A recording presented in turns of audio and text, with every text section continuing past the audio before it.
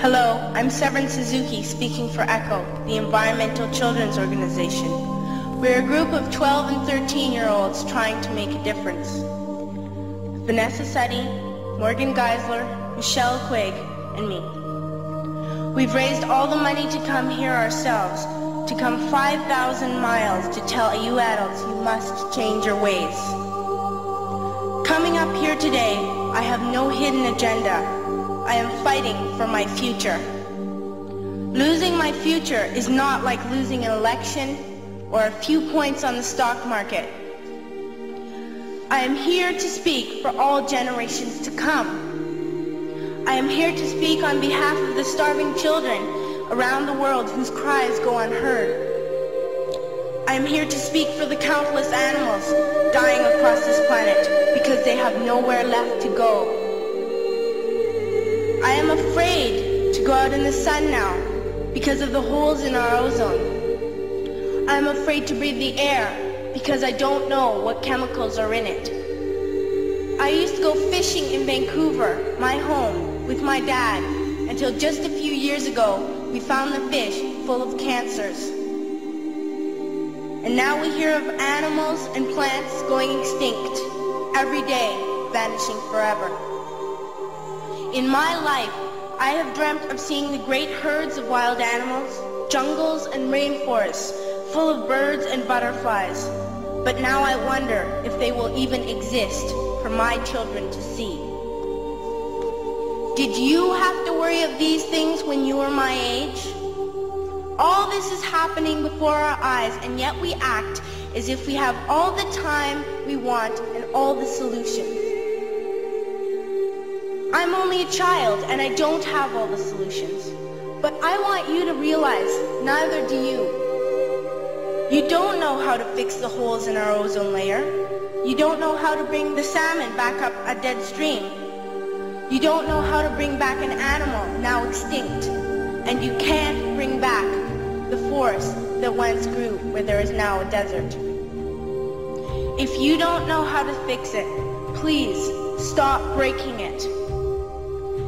Here, you may be delegates of your government, business people, organizers, reporters, or politicians, but really, your mothers and fathers, sisters and brothers, aunts and uncles, and all of you are someone's child. I'm only a child, yet I know we are all part of a family, 5 billion strong, in fact, 30 million species strong. And borders and governments will never change that. I'm only a child, yet I know we are all in this together and should act as one single world towards one single goal. In my anger, I am not blind, and in my fear, I am not afraid of telling the world how I feel. In my country, we make so much waste. We buy and throw away, and yet northern countries will not share with the needy. Even when we have more than enough, we are afraid to share. We are afraid to let go of some of our wealth. In Canada, we live the privileged life, with plenty of food, water, and shelter. We have watches, bicycles, computers, and television sets. The list could go on for 2 days. 2 days ago, here in Brazil, we were shocked when we spent time with some children living on the streets. This is what one child told us. I wish I was rich. And if I were, I would give all the street children food, clothes, medicines, shelter, and love and affection. If a child on the streets who has nothing is willing to share, why are we who have everything still so greedy? I can't stop thinking that these are children my own age, that it makes a tremendous difference where you are born. That I could be one of those children living in the favelas of Rio. I could be a child starving in Somalia, or a victim of war in the Middle East, or a beggar in India. I am only a child, yet I know if all the money spent on war was spent on finding environmental answers, ending poverty, and finding treaties, what a wonderful place this earth would be. At school, even in kindergarten, you teach us how to behave in the world. You teach us not to fight with others, to work things out, to respect others, to clean up our mess, not to hurt other creatures, to share, not be greedy. Then why do you go out and do the things you tell us not to do? Do not forget why you are attending these conferences, who you're doing this for. We are your own children. You are deciding what kind of world we are growing up in. Parents should be able to comfort their children by saying, everything's going to be all right. It's not the end of the world, and we're doing the best we can. But I don't think you can say that to us anymore. Are we even on your list of priorities? My dad always says, you are what you do, not what you say. Well, what you do makes me cry at night. You grown-ups say you love us, but I challenge you, please, make your actions reflect your words. Thank you.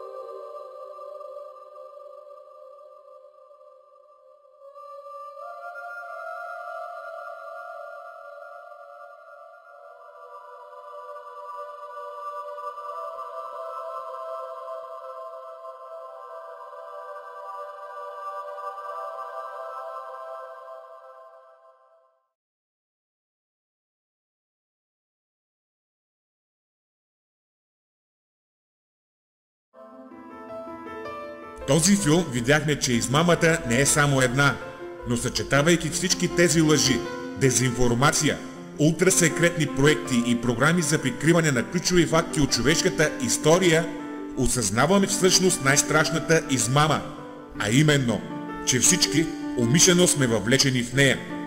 Чрез тази глобална дезинформация на обществото, разбира се, че е много по-лесно за световното правителство в сянка да манипулира човечеството. Целта е проста. Без тези знания човека се чувства несигурен, несъвършен, самотник гонещ ветрове и в крайният етап от живота си дори нещастен. Такъв човек се манипулира лесно. Такъв човек е сигурен роб на все по-богатият елит, контролиращ целият му живот, чрез банкови кредити, измислени дългове, смазваща съдебна система, глобална политическа мафия и най-вече чрез измислена демокрация. Човек се ражда свободен. Защо някой ще ни обещава нещо, което вече сме получили? Днес, още с раждането си обаче, човек е третиран като още една цифра, която ще бъде използвана за да умножава богатството на най-богатите. Цялата световна икономическа система е изградена от лъжи, разменяйки и подхвърляйки на човека ненужни материални играчки, които замъгляват съзнанието и разума към истинската му същност, която е преди всичко духовна, безсмъртна и свързана по невероятен начин с диханието на земята. Тъмните сили, на които служат илюминати, ни въвеждат в един изкуствен и илюзорен свят, поддържайки упорито илюзията, че сме сами във Вселената, че душите ни са празни и случайни и няма нищо специално и свръхестествено в нас, отхвърляйки Бог и запращайки човешкото съзнание в непоправим хаос. Тези тъмни сили ни правят роби на собствената ни поход и разврат.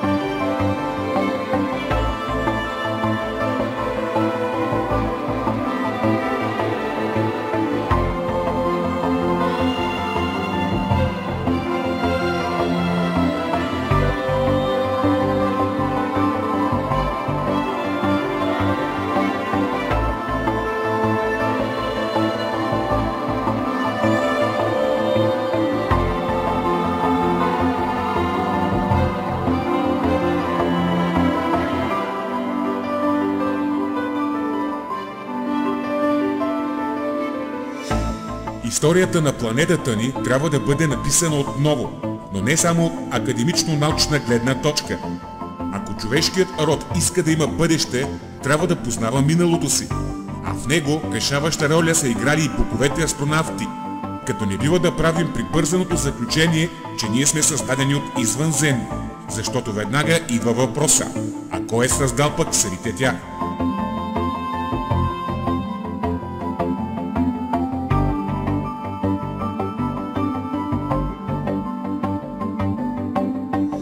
Може би цялостното познаване на нашето минало ще ни помогне да хвърлим поглед в бъдещето.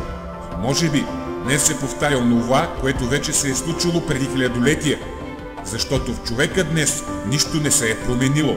Той е все така горделив, изпълнен с омраза, която се подхранва от алчността, използвана умело от световното правителство, за да е гаделичка в едно свръхконсуматорско общество, прахосничество на природни ресурси и така, въвличайки ни в неизбежният капан към апокалипсиса.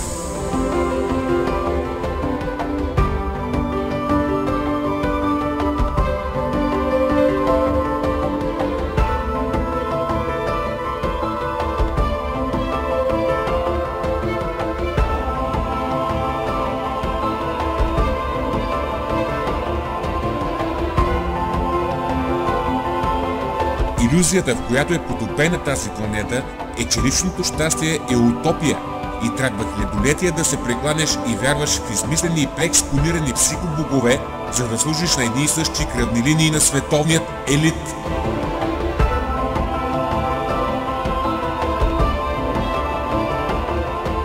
Лъжата, която всички са приели като фанатична вяра, е, че трябва да воюваш и поробваш себеподобните си и да приемеш за даденост, че трябва да работиш целият си съзнателен живот, за да изплащаш зверски лихви, не само ти, а и собствената ти родина на пари, които всъщност не съществуват.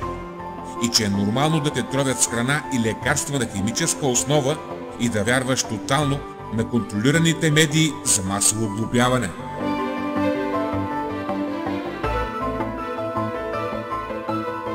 Човекът трябва първо да се промени отвътре, да промени начина си на мислене индивидуално и след това да създава външна система за по-добър колективен живот.